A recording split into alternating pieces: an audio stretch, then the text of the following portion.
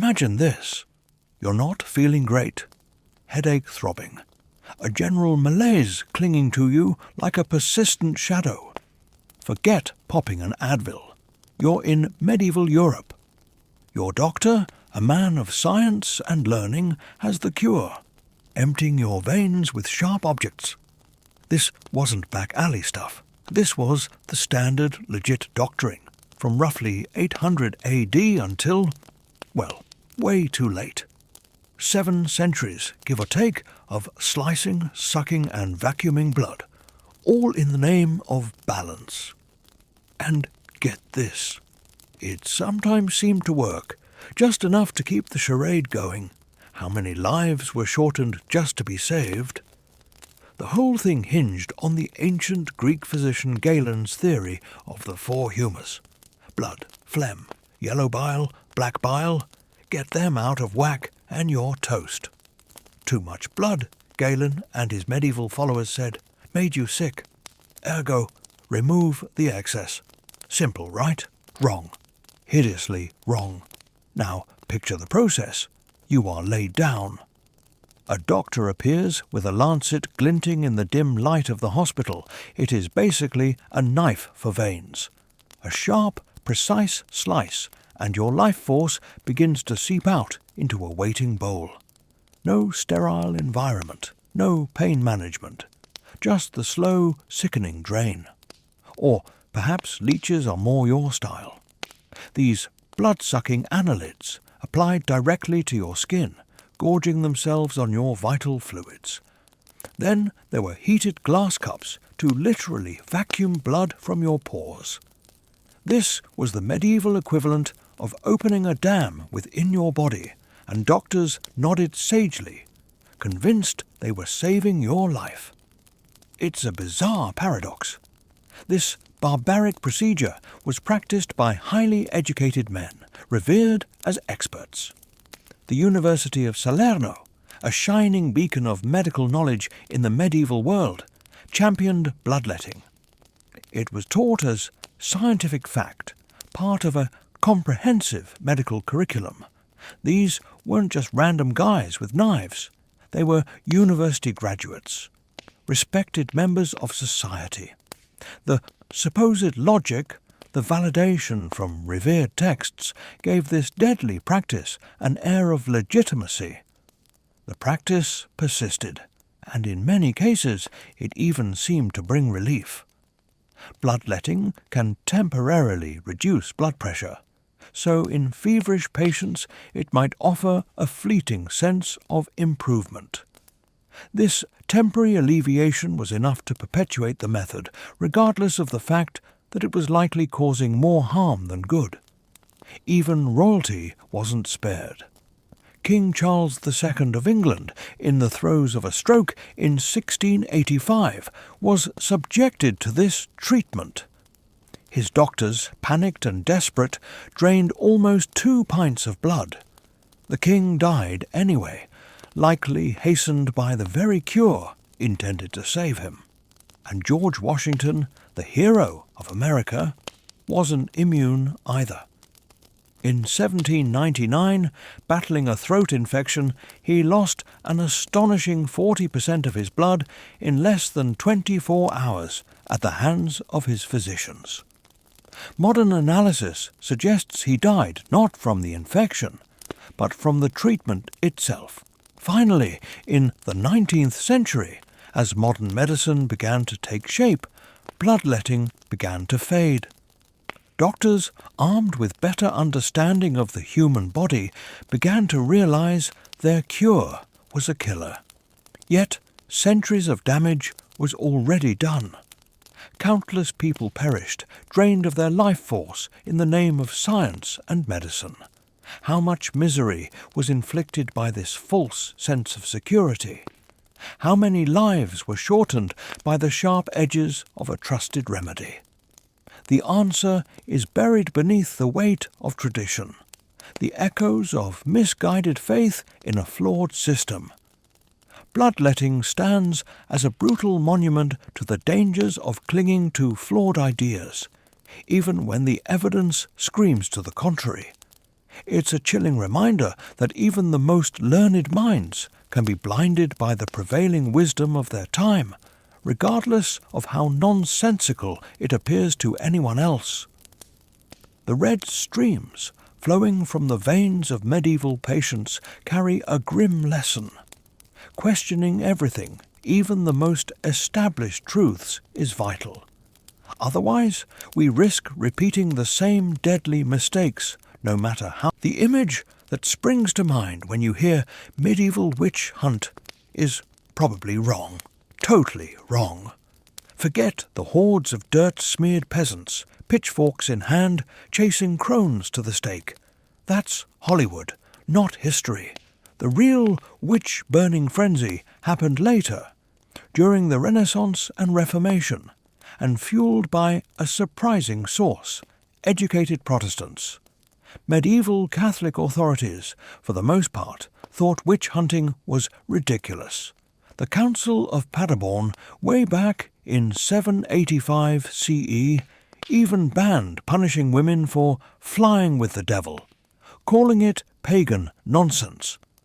For most of the Middle Ages, accusing someone of witchcraft was more likely to get you in trouble with the church than the accused witch. How's that for a mind-bender? The witch hunt madness exploded between 1550 and 1650, smack dab in the supposedly enlightened era of the Renaissance and Reformation. These were not the Dark Ages. This was supposed to be the dawn of reason.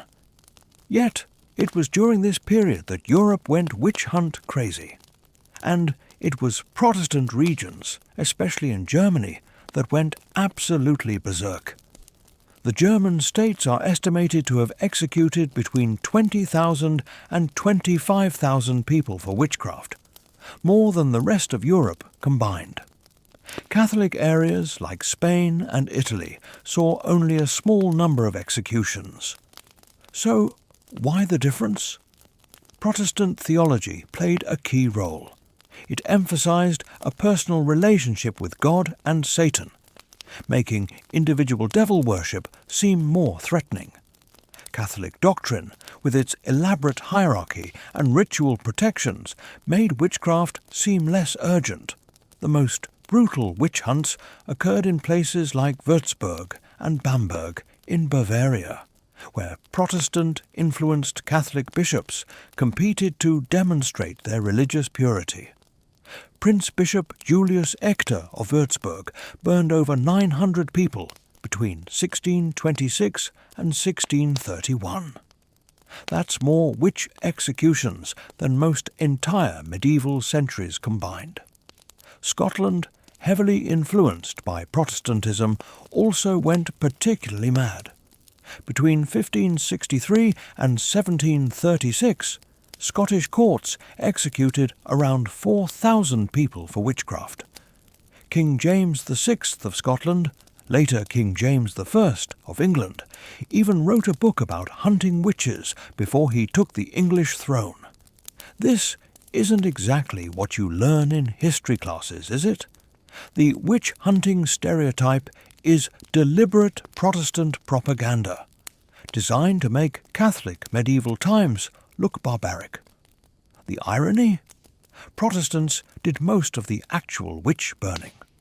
By the time the medieval period ended in 1453, witch hunts were barely a footnote.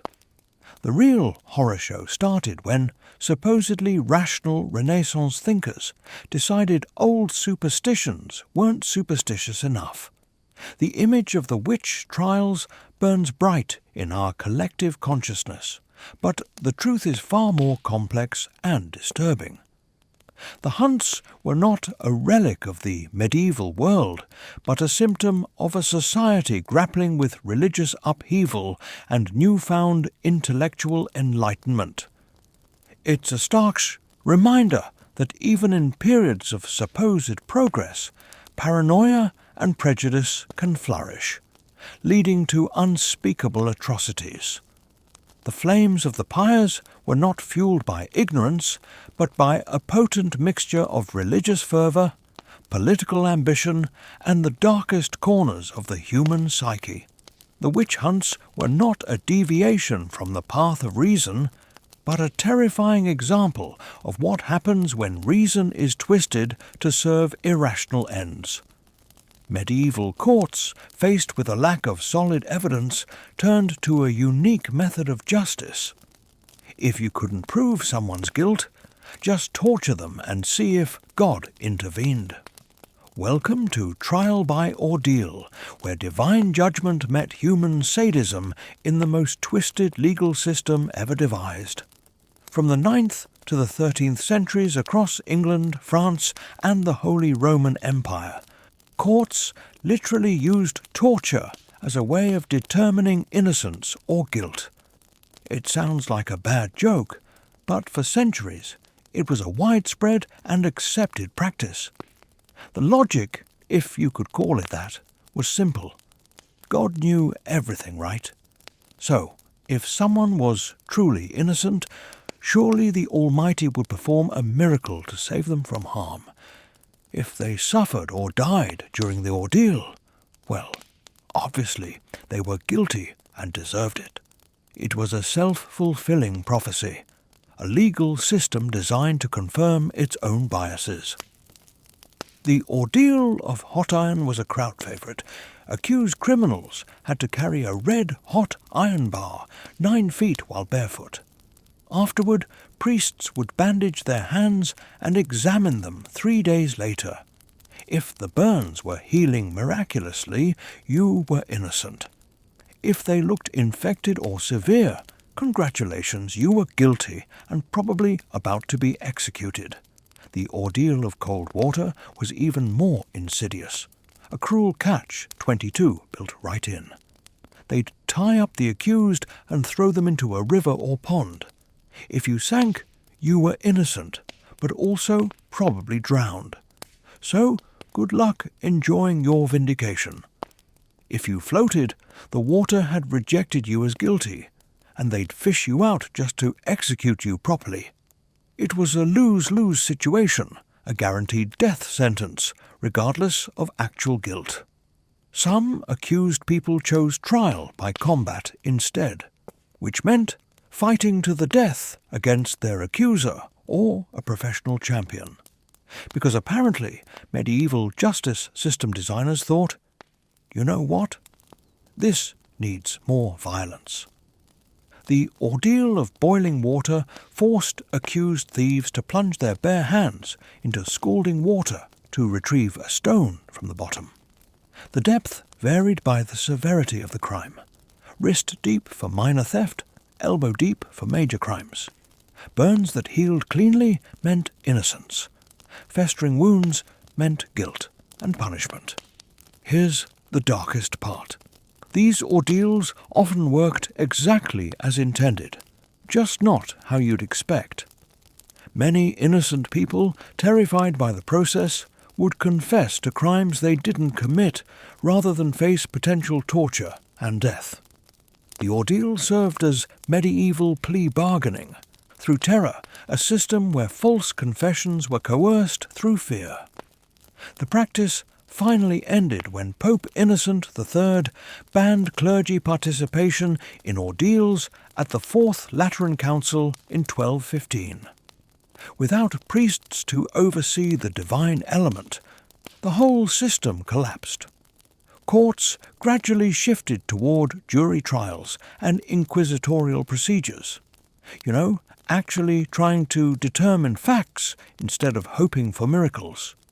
But for over 400 years, medieval justice operated on the principle that the best way to determine truth was to see how much pain someone could endure without divine intervention. The echoes of screams and the scent of burning flesh serve as a constant reminder that justice based on superstition and fear is no justice at all. Medieval courts didn't just prosecute humans for crimes. They literally put animals on trial, complete with judges, juries, and defense attorneys. This isn't some isolated weirdness that happened once. From the 13th to the 17th centuries, European courts regularly prosecuted animals for everything from theft to murder to disturbing the peace. France alone recorded over 200 animal trials, with cases documented in Italy, Switzerland, and across the Holy Roman Empire. Prepare to enter a world where pigs faced the gallows and beetles were banished by court order. The most famous case happened in Falaise, France, in 1386. A pig attacked and killed a human infant. The court didn't just slaughter the pig, they gave it a full criminal trial. The pig was formally accused, assigned a defense lawyer, and tried before a judge and jury. After deliberation, they found the pig guilty of murder and sentenced it to death by hanging in the public square. But here's where it gets even weirder. They dressed the pig in human clothes for the execution. The court records show they spent money on a man's jacket, breeches, and even white gloves for the pig's front hoofs. The idea was that if the pig committed a human crime, it should die like a human criminal. Other animals faced trial for equally bizarre reasons. In 1519, a French court prosecuted field mice for destroying crops. The mice obviously couldn't appear in person, so the court appointed a defense attorney to represent them. The lawyer argued that his clients were too young to understand the law and that God had given them natural rights to sustenance. Swiss courts went even further with their animal prosecutions. In 1478, they put beetle larvae on trial for damaging crops. The court issued formal summons requiring the insects to appear before the tribunal. When the beetles failed to show up, they were tried in absentia and officially banished from the territory. Some animal trials lasted for years. In 1587, the French village of Saint-Julien spent several years prosecuting weevils for crop damage. The insects were assigned 2 different defense attorneys during the lengthy proceedings. The lawyers argued that the weevils were simply following God's natural law and shouldn't be punished for their instincts. The legal reasoning behind these trials reveals medieval thinking about crime and responsibility. Church doctrine taught that all of God's creatures had souls and could choose between good and evil. If animals could sin, they could also be held accountable for their actions in court. Courts distinguished between wild animals acting on instinct and domestic animals that should know better.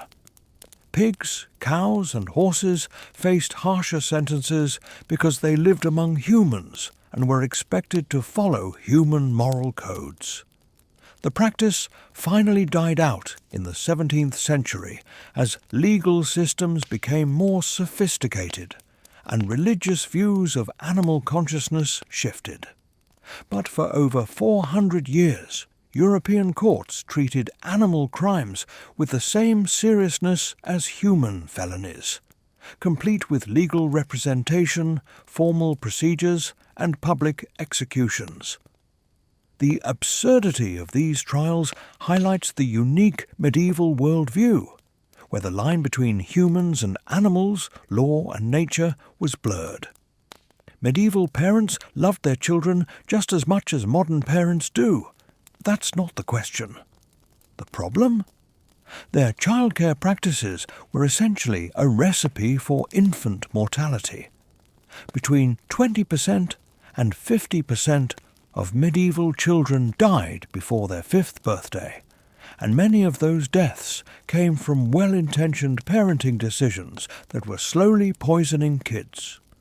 From France to England to the Italian states, medieval baby care combined ignorance, superstition, and outright dangerous medical advice. Let's start with feeding practices that would horrify modern pediatricians. Wealthy families hired wet nurses to breastfeed their babies, but they chose these women based on bizarre criteria. Medieval medical texts claimed that a wet nurse's moral character would transfer through her milk to the baby. Courts spent serious money finding nurses who were not only healthy but also virtuous, temperate, and preferably blonde, because apparently hair colour affected milk quality. The screening process was insane. Potential wet nurses had to prove their milk was the right consistency, colour, and even taste. Doctors would examine the milk by dropping it on their fingernails to see how it spread. Too thick meant the nurse was too passionate. Too thin meant she was weak-willed. Poor families couldn't afford wet nurses, so they improvised with deadly alternatives. Babies as young as a few weeks old were fed mixtures of water, honey, and wine. Yes, wine, because medieval doctors believed alcohol would strengthen infant constitutions. Other popular infant foods included bread soaked in wine or ale, cow's milk mixed with honey, and various herb concoctions that were often toxic. Medieval swaddling practices were essentially infant torture devices. Babies were wrapped so tightly in cloth strips that they couldn't move their arms or legs for months. The idea was that loose limbs would grow crooked, so children needed to be bound like little mummies. Many babies developed respiratory problems or circulation issues from being essentially immobilized for their first year of life. Then there was the medieval approach to infant hygiene, which ranged from neglectful to dangerous. Babies were rarely bathed because water was considered harmful to infant skin. Instead, parents would rub babies with salt or wine to cleanse them. Dirty diapers were often left unchanged for days, because frequent diaper changes were thought to make children weak and overly sensitive. Medieval medicine had specific treatments for common infant ailments that often made things worse. Teething babies were given coral necklaces to chew on, or had their gums rubbed with animal fat mixed with honey. Colicky infants were given opium-based syrups that often led to overdoses. The most tragic part was how medieval parents rationalized these massive death rates. High infant mortality was seen as God's will, leading to a fatalistic acceptance that prevented medical improvements. Many parents didn't even name their children until they survived their first year, expecting death as the default outcome. Religious practices added another layer of danger. Holy relics were pressed against sick babies, often spreading infections between families. Pilgrimages to healing shrines exposed infants to diseases from crowds of other sick people seeking cures. This wasn't malice or neglect. It was an entire civilization doing its best with catastrophically wrong information. Medieval parents followed the medical advice of their time, consulted religious authorities, and hired the best childcare help they could afford. The results were devastating, but the intentions were loving. The infant mortality crisis only began improving in the late medieval period as medical knowledge slowly advanced and basic hygiene practices evolved. But for centuries, medieval childhood was essentially a survival lottery with terrible odds. The sheer number of deaths caused by ignorance and misguided care paints a bleak picture of medieval infancy. Evil infancy.